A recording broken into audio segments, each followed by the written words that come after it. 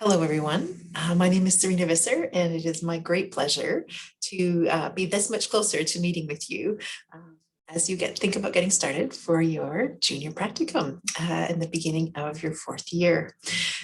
So this video is intended to provide a little bit of information in lieu of an in-person orientation, which I would have loved to do with you.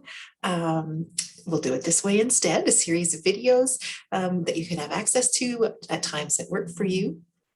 And then I will host a Q&A with the other instructor who will be working with us as a group this fall in early September. And we look forward to meeting with you then and answering your questions and in general, just getting ready to begin together in a good way. And so I'm just going to start sharing a little bit of a presentation that'll kind of guide my thoughts so I don't get too scattered and off track. And we'll go from there. I'm just trying to see if it will play for me. There we go. Excellent. Okay. So as mentioned, this is who I am. We're looking forward to getting going on Social Work 410 for your first semester of your second year in the program. Before we begin, I really just want to take some time to acknowledge that I live, work, and parent within the traditional territory of the Siksikatsitami, the Blackfoot Confederacy. And I recognize the First Nations, Métis, and Inuit people of Canada, the impacts of colonization, and the lives, ceremony, and language, and teachings lost. Located as I am in Lethbridge, I honor the ancestral and traditional territory of the Kainai Nation, Piikani Nation, the Siksika Nation in southern Alberta, as well as the Blackfeet tribe in northern Montana. As a social worker and a member of the Faculty of Social Work, I strongly oppose all forms of discrimination and racism. I work in the spirit of reconciliation and healing to honor those that we have lost, those with us, and those yet to come.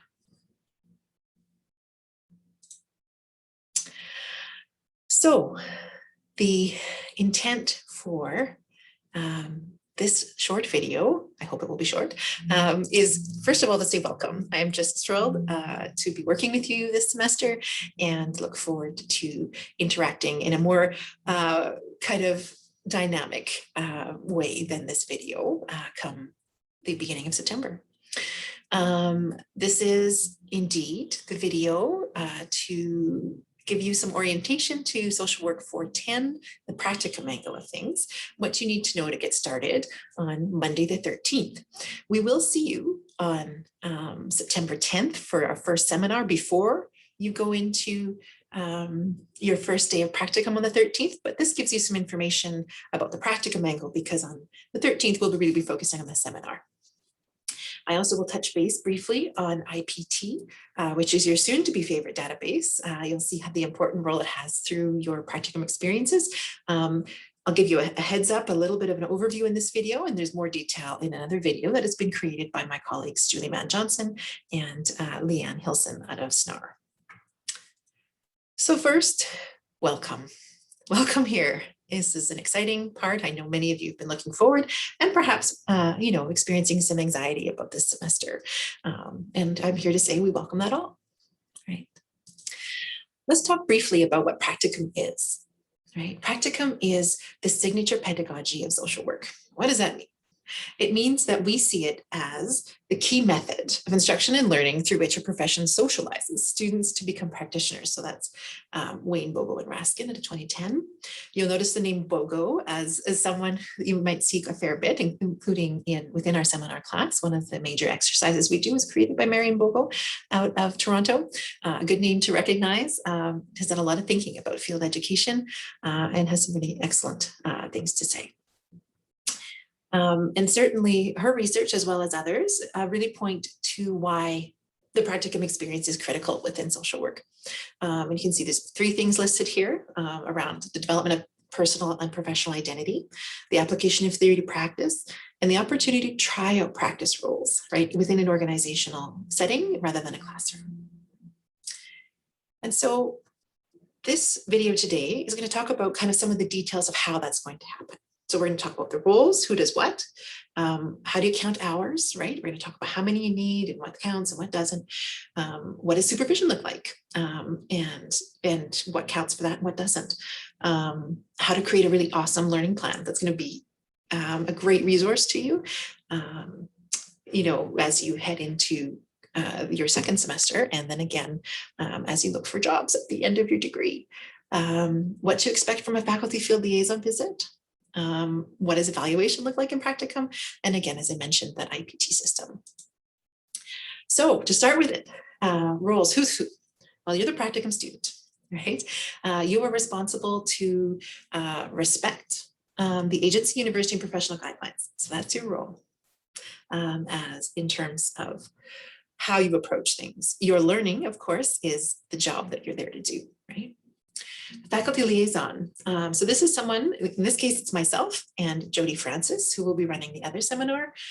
We are the link between the agency and the faculty, right? We're there to support you and the faculty, the field instructor in, starting and completing this in a good way. We also are, of course, the instructors of the seminar, which will happen on Friday mornings. The field instructor is the agency-based social worker, or sometimes they're not a social worker. They're another type of professional, but either way, they are your direct supervisor and they participate in your evaluation. Occasionally, I don't think this year anybody has one, but occasionally folks have a faculty field instructor, which is for when students have a self-directed practicum. And so basically that faculty field instructor becomes the supervisor of the practicum. And then you might occasionally get notes from the Office of the Field, Office of Field Education. And so technically that is me as the Associate Director, of Field Education for the Southern Alberta region. But I also have a really great team of colleagues. And so I want you to know that we are all working hard across the province to support students, and we're led by a team by Lorraine, who you may have met, and we're here to assist as a group. So you may have heard by now that the number of hours for this first practicum has been reduced by the university in kind of consultation and recommendation from CASWE, which is the Canadian Association of Social Work Education, and the board that runs that particular organization. Why they matter is that they are the ones that accredit your degree. And so meaning that any program that is accredited by them is recognized across the country. If it's not accredited by them, it probably won't lead to great outcomes in terms of employment and whatnot. Or if you want to go to grad school, anything like that. So it's important we are in good standing with them. And they have made it an option and recommended in certain situations that the number of hours be reduced by 25% for this time of COVID. Now you may think, well, life is different now than it was a year ago, and that's true. But we are also acknowledging that many of us, for example, have young children who haven't been vaccinated and may become ill. And if that is the case, we don't want you to be stressed about having to do caregiving pieces for yourself or a loved one, to be coming to work ill, that sort of thing. And so because we want to make sure that no one is stressed about that. And so we have given this flexibility to say, if you need to take some time off in the middle, or your field instructor needs to take time off and there's no one else to pick up that role at the agency, for example, there's some wiggle room in that. And so that is why you will be required to complete 225 hours. And we're aiming for that to be completed by December 8th. I will say there's some wiggle room at the other end if we need to be. And if it looks like you're going to be touch and go on that December 8th date, be in touch with myself or Jody, whoever is your instructor, and we'll kind of make a plan. When it comes to the hours and what counts, I want you to think about it in terms of the hours in which you engage in building social work skills, understandings, and perspectives. Okay. So people will say to me, well, what do lunch hours count? And I say to you, maybe. It depends what you're doing in that lunch hour. If you're sitting at your lunch hour and you're taking it as a break to go for a walk, I say I fully support that. And I would say, no, that doesn't. If you happen to be going for a walk with somebody in a different department and you're discovering what they do and you're thinking about how your role interacts, kind of intersects with their role, then that might count, right? So it has to do with like really the question that will guide you is, am I engaging in building social work skills, understandings, and perspectives in this activity? And I would say similarly, you might take on a project that you decide with your field instructor, you're going to do some work on in an evening or on a weekend or instead of coming in. And so you don't physically have to be in the building to be able to count those as hours if you are working on something you've agreed on that builds your social work skills, understandings, and perspectives. Okay. I do also want to highlight that there is that reading week or term break, as it's now called, in November. You are not required to attend during the practicum during that week. What I do ask is that you have a discussion with your field instructor about what you want to do, what is good for them, and kind of make sure that that is made clear long before November so that there's no surprises when that comes up. Okay. Supervision. This is something else that you'll be tracking in terms of the number of hours. And so there is a kind of magic ratio that is required by the accreditation standards, but of CASWE. And that is that you receive 1 hour of supervision for every 15 hours that you are in practicum. So if you're doing kind of the full 3 days a week, then you'll kind of be aiming for just under 2 hours of supervision per week. I want to acknowledge that supervision comes in many forms, right? Formal supervision, where you have a date Tuesday at 3 o'clock, where you take an hour to be reviewing your experience, your learning, getting feedback, discussing and learning new skills, practicing things, that sort of formal supervision. We definitely want that to be happening. Doesn't have to be at that time, obviously, but just sort of like picking a time that's in your schedules together. But we also acknowledge there's a lot of value in informal supervision, where it might be post-session, you have a 10-minute sort of touching base about, that was a really interesting question, or why'd you ask that, or, those types of things, and you're getting feedback on your performance or your learning, then that counts as informal supervision. I do want to acknowledge that a good number of you will be requiring external supervision, and that is because your field instructor doesn't have, a BSW and RSW, which is what's required by the accreditation standards for your hours to count. And so in those situations, the faculty will provide external supervision of an hour a week in a group format. And that is where we're not going to necessarily talk about cases, quote unquote, but we will be looking at the social work perspective involved in the work that you're doing. I do want to really make clear that physical proximity to your to your supervisor or to your field instructor does not equal supervision. Okay, I know it's confusing at times, especially in the beginning of practicum when you're like shadowing them a lot, and that's wonderful. I'm glad that that happens, but just because you're shadowing them and learning about their role does not mean that's supervision, right? Supervision is really it's about you for the most part, and whatnot. So they really want to make sure that you're counting appropriately, right? And going back to that question about, is this basically about me and my practice and my learning? There's a whole other video about supervision that I hope you'll watch. I just want to highlight that supervision actually has numerous kind of intents. Some of it's administrative. How do you fill out the paperwork, right? Educational. Well, this is, a skill I think you should know. And supportive, which is, this went really well. What about next time if we tried this, right? So kind of very brief rundown that we want to make sure that effective supervision is kind of covering all of those things. And so some of that will be up to the supervisor, right? But you can play a really important role in making sure that you are getting the most that you can out of supervision. So these are my few, keys or kind of hints that I encourage you to do. I would suggest that you make sure you have a regularly scheduled meeting if possible, and that you take time to prepare for that meeting. You don't fly in at the last minute, but you do some thinking ahead of time. What is it you needed at this time? What are the questions you want to ask, right? Which is the next part, to bring questions, observations, and requests for input and feedback. So this can look like consultation on particular clients, asking for or looking together at your performance and asking for feedback on that, asking questions about practice in general, about specific practice, and exploring new ideas. Okay. Your learning agreement, which we're going to talk more about in a minute, will be a really great guide for that, to make sure that you're going back and you're reviewing that regularly, so you can see, oh, there's this piece in my learning agreement that I haven't had a chance to do yet. And then you bring that to supervision and say, hey, is this still a possibility? Can we look at how implementing this? Or can you tell me more about that? Or, so using that learning agreement as a guide for your conversations. This sounds really stupid, but listen to your supervisor. And what I mean by that is often when we're in conversation with someone, especially someone we might be a little bit nervous, especially, at first, we could be thinking about what we're about to say rather than like taking what they're saying.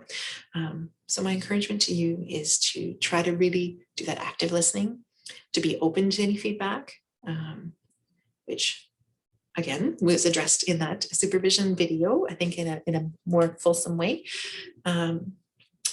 One of the major pieces I do want you to take away from this is that I want you to communicate openly with me as your liaison, and with your faculty or so your field instructor. And if there's any conflicts or confusion, that it's addressed early, right? We have much better outcomes when we do that than when we let it fester. So there is that video. It's attached to the email, actually, not so much in D2L, though I will post it there as well, just in case you had a chance, you didn't catch it earlier. And you might be thinking by now, well, there's a lot of things to keep track of, the hours, this, that, the other thing, the learning plan. And I want to say, yes, there is. And there's one place where it's all kept for our use, and that is in a database called IPT, which stands for Intern Placement Tracking System, which doesn't tell you a heck of a lot. But it is the place that houses your learning plan, your timesheets, and where the evaluative pieces happen.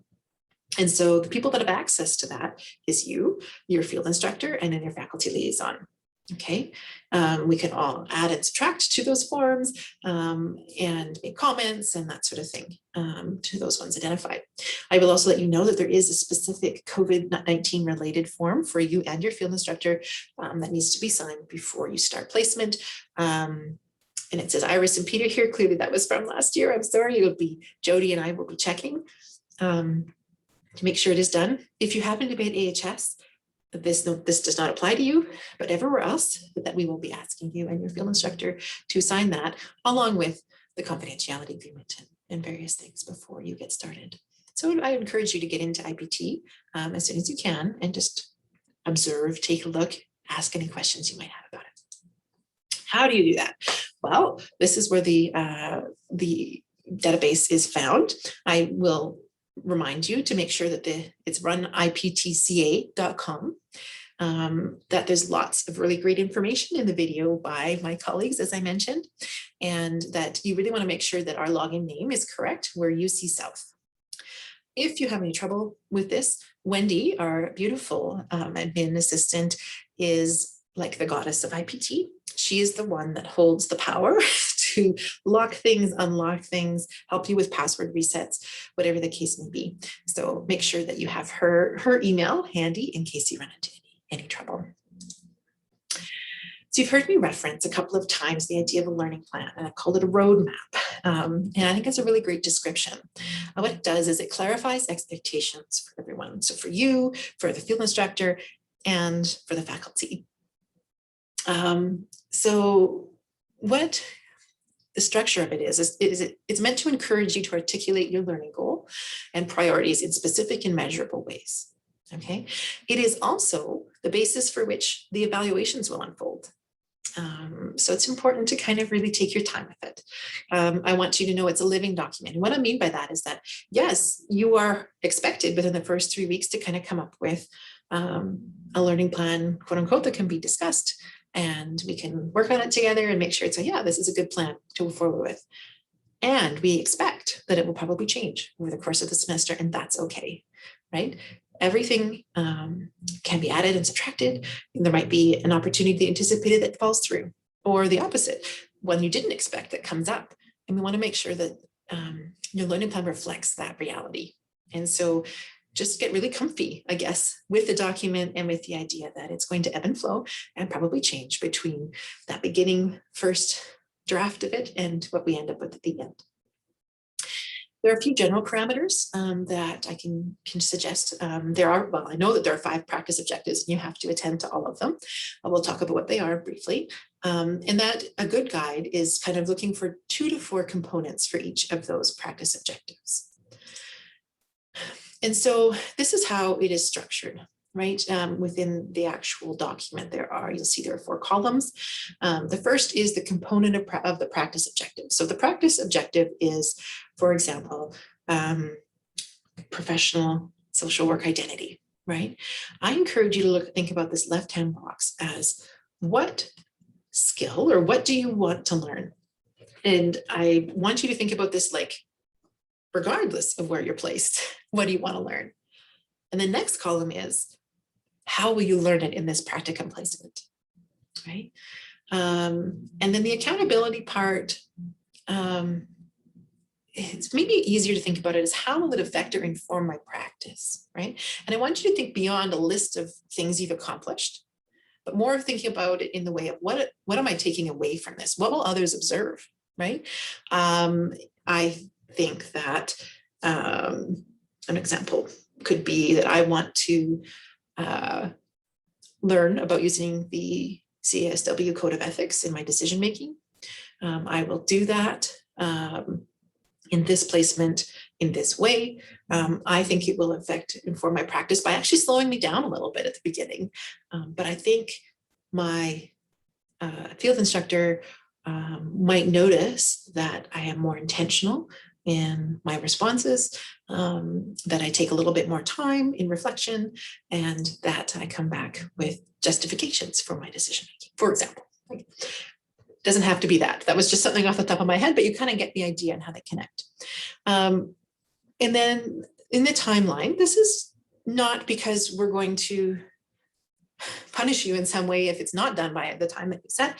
It's more just to see and encourage you to kind of balance things out, right? So by what week do you think that's a reasonable goal of the semester, right? I'd like you to think beyond midterm and final, if you can. So moving on slightly, that's the learning plan. You'll have lots of opportunities to discuss it both with your field instructor and also your faculty field liaison, so Jody and myself. And at one of those, so we will come to see you. And the first visit is actually really designed to talk about the learning plan and to really make sure that everybody's feeling comfortable and excited about what's in there. So we will come visit you 2 times over the semester or more. The first one is about 3 weeks in or so. And that is really what we call a learning plan visit.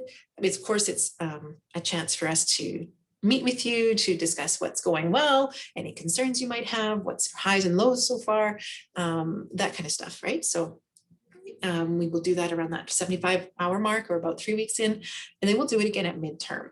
And that is more of an evaluative visit. And having said that, though, I guess you may also meet with us at other points. You know, we will certainly negotiate that as needed. And we are there via email and also in those visits for kind of troubleshooting and whatnot. I will say in terms of troubleshooting, from my perspective and how I tend to operate is I like to support, my goal is to support you and to support you in being as autonomous as possible. So what I mean by that is not that I won't assist, but there are things like my questions around, do you have a question or a concern with your field instructor? And I will listen and I will make sure I'm understanding it and helping you talk about it. And then I'm going to ask you, what have you done to address it first, right? And kind of see what have you tried already? If you haven't tried anything, that's okay. But I'm going to support you in thinking about how you can address it on your own before I swoop in, right? And I'll do the same thing with the field instructors. If they have a concern about you or a question, I'm going to listen and I'm going to help them figure out what the particular or the crux of the matter is, and then I'm going to suggest, or ask how have they tried to address it with you before I get involved. And again, that's just to really support clear communication. My role is not to save anyone. My role is to support the relationship that you have with your field instructor and with the agency. If you have any questions about that, please let me know for sure. So you've heard me talk about the evaluative visits, right? And there are two. 2 points of evaluation, one of which coincides with the visit. So the evaluation happens at midterm, about halfway through, and final in that last week of your practicum. So I'm going to ask you to please do a few things to prepare for those meetings.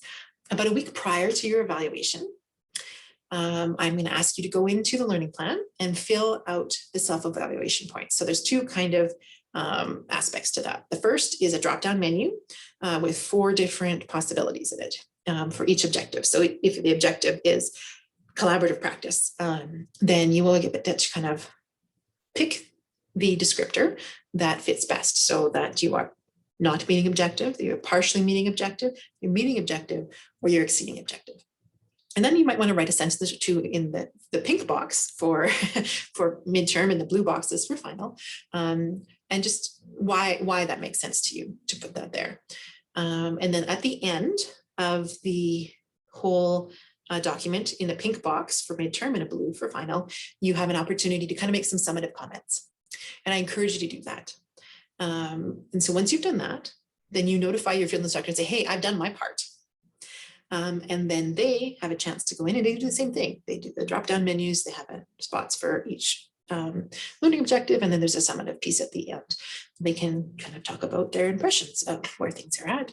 I'm going to ask you not to sign the document until you've had your meeting with your faculty liaison. And it just makes things simpler, because when you do sign it, it locks the evaluation. That doesn't lock the rest of the document, but it locks the evaluation. It can be undone if necessary, but it is a whole lot simpler if you can avoid signing it until after we've had that meeting. I realized there's one more point I wanted to address with the drop-down menu, and I described to you the 4 different descriptors. I want to just comment briefly on partially meeting objective. I want you to think about that one in the lines of, for where I am at in the number of weeks, am I meeting or not meeting objective, or partially meeting objective? Not, I'm halfway through, so I'm only partially meeting objective. Kind of just keep that idea of, I'm evaluating for where I should be at this point in the semester, or where I want to be at this point in the semester. And that's important because sometimes there's a misunderstanding about how that one is used. And if we see that there's not meeting objective or partially meeting objective, those are great descriptors. They are a signal to me to make sure we're having some really good conversation, to make sure we're putting some plans in place about how you can get to the place of meeting that practice objective by the time you're finished. So again, we can talk further about this as needed, but that is sort of some background as to how that works. So what if you have any concerns? As mentioned earlier, address it early, okay? Before you do, take a moment to think and feel things through. Maybe it takes longer than a moment, right? Talk about it with your field instructor. And if you can do that, off the hop, great. If you want to talk it through with me or with Jody first, do that. And then we'll support you in going back to your field instructor to have that conversation.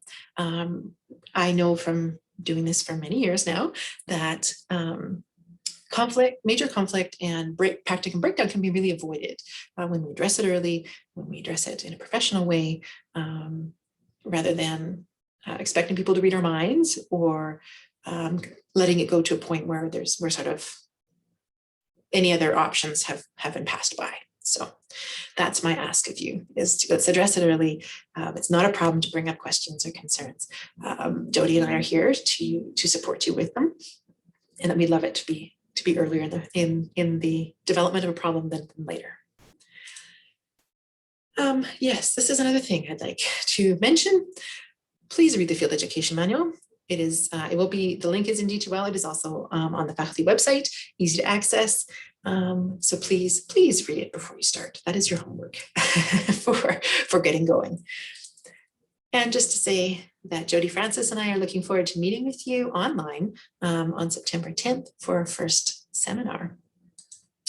So thank you for sticking with me. This is been a little longer than I hoped. We're close at a half an hour here, but know that you can bring any questions that you might have to our meetings, to our seminars. And if there's anything that can't wait that long, by all means, email me, serena.visser@newcalgary.ca.